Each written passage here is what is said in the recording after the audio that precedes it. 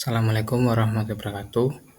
Pada kesempatan kali ini saya akan menjelaskan tentang penerapan problem-based learning dengan pendekatan teaching at grade level untuk meningkatkan keaktifan belajar matematika peserta didik. Artikel ini merupakan bentuk best practice pada pembelajaran yang saya lakukan. Artikel ini ditulis oleh saya, Bang Sutana Wiguna, kemudian ada Bapak Ahmadi, dan ada Bapak Sukandi Karyono.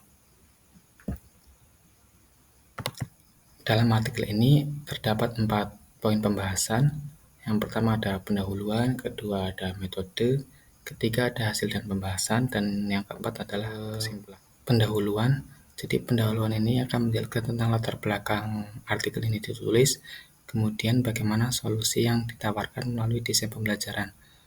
Jadi, peserta didik belum memahami tentang pentingnya mempelajari matematika sehingga berpengaruh terhadap keaktifan dalam proses pembelajarannya.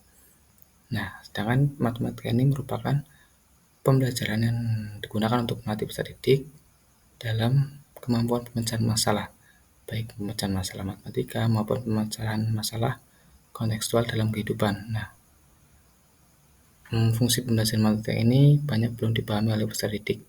Mereka menganggap bahwa pembelajaran matematika ini bersifat abstrak dan kurang fungsional dalam kehidupan, sehingga mempengaruhi keaktifan belajar mereka yang relevan dengan minat belajar mereka yang rendah pula. Kemudian, peserta didik tergolong mudah terpengaruh dengan gangguan-gangguan kecil di sekitarnya sehingga menghambat proses belajar mereka. Ini merupakan hasil observasi di kelas 7G yang mana saya mengajar kelas tersebut, dan di observasi pra pembelajaran ketika guru model melakukan pembelajaran, hal ini tampak pada karakteristik peserta didik. Kemudian di kondisi yang lain, hasil observasi menunjukkan bahwa peserta didik ini merupakan pribadi yang potensial dari segi kognitif, namun pasif dalam proses belajar. Di samping itu, terdapat beberapa peserta didik yang tidak memiliki semangat belajar matematika. Ini merupakan faktor lain dari penyebab kenapa peserta didik tidak aktif dalam belajar, padahal mereka merupakan pribadi yang potensial. Hal ini saya peroleh berdasarkan hasil observasi karakteristik peserta didik. Mereka menunjukkan potensi ketika mereka bertanya ketika mengajukan pertanyaan, namun hal ini hanya dilakukan oleh sebagian kecil peserta didik. Kemudian kenapa saya mengatakan potensial untuk keseluruhan? Karena ketika saya melakukan asistensi mengajar membantu mereka berdiskusi kelompok, mereka aktif bertanya kepada saya, sehingga itu menunjukkan potensi mereka dalam pembelajaran matematika. Nah, penyebab dari kurang aktifnya peserta didik yaitu guru masih relatif menerapkan pendekatan pembelajaran teaching center, di mana guru menyampaikan pembelajaran dan peserta didik menerima pembelajaran. Sedangkan paradigma pembelajaran saat ini yaitu peserta didik sebagai subjek pembelajaran, sehingga mereka lebih berperan aktif dalam pembelajaran, menjadi pribadi yang melakukan pembelajaran, bukan hanya menerima pembelajaran. Nah, berdasarkan analisis kajian terdahulu dan literatur, mode pembelajaran problem-based learning dan pendekatan teaching at level merupakan solusi yang saya gunakan untuk mengatasi beberapa permasalahan tersebut terkait dengan karakteristik peserta didik dan pentingnya pembelajaran matematika. Nah, mode pembelajaran problem-based learning merupakan mode pembelajaran yang fokus pada seberapa aktif peserta didik dalam berpikir kritis dan terampil menyelesaikan suatu permasalahan. Kemudian, pendekatan teaching at level memiliki tujuan untuk membantu peserta didik mendalami pengetahuan dan mengembangkan kemampuan peserta didik yang dimiliki sesuai level kemampuannya. Nah, melalui kombinasi mode pembelajaran problem-based learning atau PBL dan pendekatan teaching at level, harapannya peserta didik dapat belajar secara aktif, mengeksplorasi pengetahuannya tanpa merasa tertinggal dari segi kesiapan belajar atau kemampuannya, sehingga mereka dapat bersama-sama meningkatkan kemampuannya sesuai tujuan pembelajaran pada suatu topik pembelajaran di pertemuan tertentu. Oke, selanjutnya mengenai metode. Jadi artikel ini menggunakan metode penulisan analisis STAR, yaitu situasi, tantangan, aksi, dan refleksi. Jadi saya merinci apa saja situasinya, kemudian tantangan yang akan dihadapi, kemudian bentuk aksi yang saya lakukan melalui desain pembelajaran, dan refleksi bagaimana atau sejauh apa aksi yang saya lakukan tersebut berhasil. Nah, waktu dan tempatnya, saya melaksanakan best practice ini atau pembelajaran ini di SMP Negeri 1 Kramat selama satu siklus pembelajaran, yaitu 2 pertemuan. Waktu pelaksanaan tepatnya pada semester genap tahun ajaran 2023-2024 pada bulan Maret. Kemudian subjek pada artikel ini yaitu peserta didik kelas 7G SMP Negeri 1 Kramat berjumlah 32 orang. Oke, untuk prosedur pelaksanaan best practice pembelajaran, yang pertama yaitu mengidentifikasi masalah melalui observasi karakteristik dan lingkungan belajar peserta didik. Yang kedua, membuat rancangan pembelajaran dengan model pembelajaran problem-based learning dan pendekatan teaching as a driver, karena kedua model dan pendekatan tersebut merupakan solusi yang saya gunakan dalam menyikapi permasalahan-permasalahan karakteristik peserta didik dalam pembelajaran matematika di kelas 7G. Kemudian langkah yang ketiga yaitu menyiapkan instrumen dan rubrik asesmen untuk mengetahui kebutuhan belajar peserta didik dari segi kesiapan belajarnya, serta untuk memantau bagaimana perkembangan belajarnya. Nah, yang keempat, melaksanakan pembelajaran sesuai rancangan pembelajaran.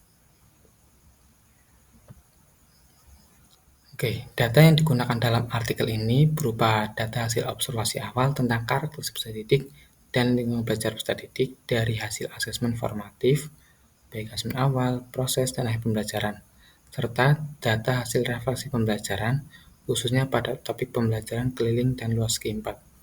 Pengumpulan data dilakukan melalui metode observasi, wawancara, dan tes tertulis. Mengenai hasil dan pembahasan, saya melakukan analisis STAR. Yang pertama tentang situasi. Situasinya adalah peserta didik merupakan pribadi yang potensial, namun pasif dalam proses belajar. Hal ini tampak ketika saya melakukan observasi pembelajaran ketika guru model melakukan pembelajaran. Yang kedua, terdapat beberapa peserta didik yang tidak memiliki semangat belajar matematika. Hal ini tampak ketika peserta didik tidak memperhatikan penjelasan dari guru dan tampak lesu ketika pembelajaran berlangsung. Selanjutnya, situasi yang ketiga adalah peserta didik mudah terpengaruh oleh lingkungan sekitar mereka sehingga mengganggu proses belajarnya. Contohnya ketika ada peserta didik yang memiliki semangat belajar namun diajak ngobrol oleh peserta didik lain dan mereka pun tidak fokus lagi untuk melakukan pembelajaran, melainkan lebih berminat untuk mengobrol dengan rekan-rekannya. Nah, berdasarkan situasi tersebut, saya merinci penyebab-penyebabnya. Yang pertama, pembelajaran berlangsung secara teacher center. Ini dilakukan oleh guru model dalam pembelajaran matematika ketika observasi pembelajaran oleh saya. Yang kedua, peserta didik yang memiliki minat belajar rendah mengganggu peserta didik lain yang memiliki minat belajar lebih tinggi. Hal ini tampak ketika peserta didik dengan minat belajar rendah cenderung bercanda maupun mengobrol, sehingga peserta didik yang serius untuk belajar menjadi terganggu. Untuk penyebab yang ketiga, rendahnya minat belajar peserta didik berbanding lurus dengan kesiapan belajarnya untuk mempelajari suatu topik pembelajaran. Contohnya, untuk peserta didik yang memiliki minat rendah dan kesiapan rendah ini ketika mereka belum menguasai perkalian dan pembagian, sehingga mereka memiliki minat yang cenderung rendah dalam mempelajari konsep matematika atau topik pembelajaran matematika berikut-berikutnya. Kemudian tantangan yang berpotensi saya hadapi ketika menyikapi situasi demikian, yaitu yang pertama, guru saya perlu menghadirkan pembelajaran yang menarik bagi peserta didik, karena ini berkaitan dengan minat belajar mereka. Kemudian fasilitas sekolah kurang mendukung pembelajaran berbasis teknologi sebab minimnya jumlah proyektor, sedangkan teknologi merupakan bagian dari menarik minat peserta didik dan efektivitas pembelajaran. Selanjutnya, peserta didik terbiasa belajar dengan pendekatan teacher center, sehingga perlu waktu dalam pembiasaan peserta didik ketika melakukan pembelajaran student center atau pembelajaran pada peserta didik karena berkaitan dengan porsi mereka dalam melakukan aktivitas pembelajaran. Tantangan yang keempat, guru harus memfasilitasi kelompok peserta didik yang memiliki motivasi tinggi, sedang, dan rendah. Hal ini berkaitan dengan pemisahan antara peserta didik dengan motivasi belajar tinggi, rendah, sedang, sehingga tidak ada gangguan-gangguan yang berpotensi mengganggu proses belajar mereka. Sehingga mereka benar-benar fokus dan peserta didik dengan motivasi tinggi dapat lebih diberi perlakuan ataupun pendekatan oleh guru dalam proses belajarnya. Tantangan yang kelima, peserta didik memiliki tingkat kemampuan yang berbeda-beda. Nah, untuk melakukan pembelajaran matematika pada topik pembelajaran tertentu, peserta didik dituntut untuk mencapai tujuan pembelajaran yang sama, padahal kemampuan belajar mereka berbeda-beda. Ini merupakan tantangan yang kelima. Kemudian tantangan yang keenam, peserta didik dengan kemampuan rendah dan motivasi belajar rendah cenderung menjadi pengganggu di kelas sehingga peserta didik lain yang ingin belajar menjadi terganggu dan terpengaruh.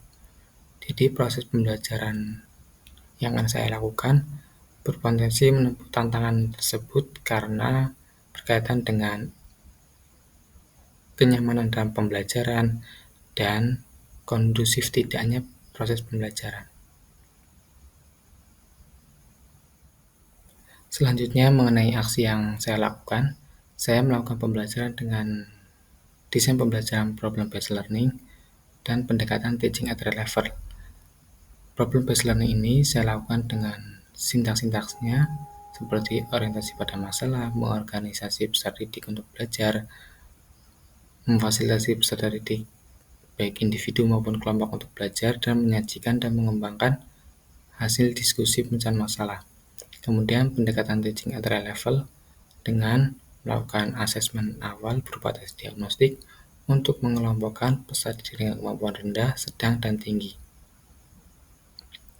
Selanjutnya, metode pembelajaran yang saya gunakan adalah tanya jawab interaktif oleh guru kepada peserta didik, contohnya melakukan pertanyaan pemantik dan pertanyaan yang mendorong peserta didik untuk memberikan jawaban dan pertanyaan lanjutan. Kemudian ada diskusi kelompok sehingga mereka aktif belajar untuk memperoleh pengetahuan baru maupun menghubungkan pengetahuan awal mereka dengan pengetahuan baru yang sedang mereka pelajari. Ada pula metode presentasi untuk melatih kepercayaan diri mereka dan komunikasi mereka. Saya menggunakan media pembelajaran berupa lembar kerja peserta didik atau LKPD. Hal ini digunakan untuk memantau perkembangan belajar mereka atau bisa disebut juga sebagai asesmen pembelajaran. Nah, ciri khas dari teaching at level atau pendekatan TRL yaitu adanya diferensiasi, aspek diferensiasi, khususnya di bagian kemampuan peserta didik atau kesiapan belajarnya. Nah, saya melakukan dua tipe diferensiasi. Yang pertama, diferensiasi konten melalui LKPD berdiferensiasi. Jadi, saya menyajikan 3 tipe LKPD, ada LKPD untuk siswa dengan kemampuan rendah, LKPD untuk siswa kemampuan sedang, dan LKPD untuk kemampuan tinggi. Jika untuk peserta didik kemampuan rendah, maka terdapat banyak panduan untuk mereka menyelesaikan permasalahan dalam LKPD. Untuk LKPD dengan kemampuan sedang, maka panduan-panduannya lebih sedikit atau dikurangi jika dibandingkan dengan peserta didik dengan kemampuan rendah. Untuk LKPD kemampuan tinggi, maka tidak ada panduan-panduan pengerjaan sehingga mereka dapat mengerjakan secara mandiri. Nah, saya pun melakukan diferensiasi proses melalui diferensiasi tipe bimbingan dari guru. Jadi, saya melakukan bimbingan secara intens pada peserta didik dengan kemampuan rendah. Kemudian, saya melakukan bimbingan sesekali atau hanya bersifat pantauan kepada peserta didik dengan kemampuan sedang. Sedangkan pada peserta didik kemampuan tinggi, saya cenderung mendorong mereka untuk mengerjakan secara mandiri. atau saya hanya mengunjungi mereka ketika mereka mengajukan pertanyaan. Kemudian setelah dilakukan pembelajaran dalam bentuk aksi, pada bagian refleksi ini menunjukkan hasil-hasil dari proses pembelajaran, baik dari segi asesmen formatif maupun lembar observasi proses pembelajaran. Nah, hasilnya menunjukkan bahwa peserta didik menunjukkan keterlibatan aktif dan antusiasme yang tinggi. Hal tersebut tercermin dari suasana kelas yang ramai namun tetap terarah.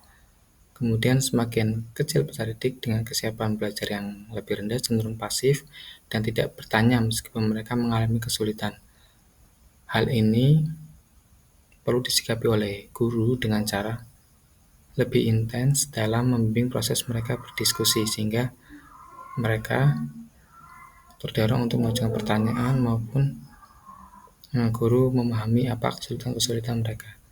Kemudian, mayoritas peserta didik menunjukkan sikap proaktif dalam pembelajaran dengan aktif menyelesaikan masalah yang diberikan dan tidak ragu untuk bertanya saat menghadapi kesulitan. Nah, hasil berikutnya yaitu peserta didik menunjukkan inisiatif dan kepercayaan diri yang tinggi dengan secara sukarela mengajukan diri untuk mempresentasikan hasil diskusi kelompok mereka. Hal ini dikarenakan peserta didik merasa percaya diri dengan hasil pengerjaan mereka, di mana mereka mengerjakan secara berkelompok dengan bimbingan guru sehingga mereka memiliki kepercayaan yang lebih tinggi. Kemudian pemberian LKPD secara individual sangat diperlukan meskipun aktivitasnya dilakukan dalam bentuk diskusi kelompok. Hal ini dilakukan untuk mendorong peserta didik merasa memiliki tugas atau tanggung jawab terhadap tugas yang diberikan, karena jika hanya satu maka berpotensi hanya 1-2 peserta didik saja yang mengerjakan, sehingga perlu diinisiasi dengan pemberian LKPD per individu walaupun pengerjaan secara berkelompok. Nah, hasil refleksi yang terakhir, proses pembelajaran dengan metode, model, pendekatan, dan media pembelajaran yang diterapkan oleh guru sesuai aksi yang direncanakan tampak berhasil mengubah suasana kelas menjadi lebih aktif dan produktif. Berdasarkan hasil analisis STAR, situasi, tantangan, aksi, dan refleksi, kemudian ada pula pembahasan yang telah saya lakukan, maka kesimpulan diperoleh adalah bahwa penerapan model pembelajaran problem-based learning dengan pendekatan teaching at rate level dapat meningkatkan keaktifan belajar peserta didik kelas 7G SMA Negeri 1 Kramat, khususnya pada mata pelajaran matematika dengan topik keliling dan luas segi 4. Dalam proses pembelajaran, peserta didik merupakan subjek pembelajaran sehingga guru seyogianya memfasilitasi peserta didik untuk melakukan pembelajaran, bukan hanya menerima materi pembelajaran. Kombinasi antara model pembelajaran problem-based learning dan teaching at rate level merupakan contoh desain pembelajaran yang berpusat pada peserta didik untuk mendorong peserta didik aktif mengeksplor pengetahuannya. Terima kasih karena telah menyaksikan video penjelasan artikel best practice saya sampai akhir. Semoga bermanfaat bagi pengembangan pembelajaran matematika maupun sebagai referensi inovasi pembelajaran matematika dalam meningkatkan kemampuan peserta didik melalui pembelajaran yang berpusat pada peserta didik yang disertai dengan keaktifan belajar peserta didik. Terima kasih. Assalamualaikum warahmatullahi wabarakatuh.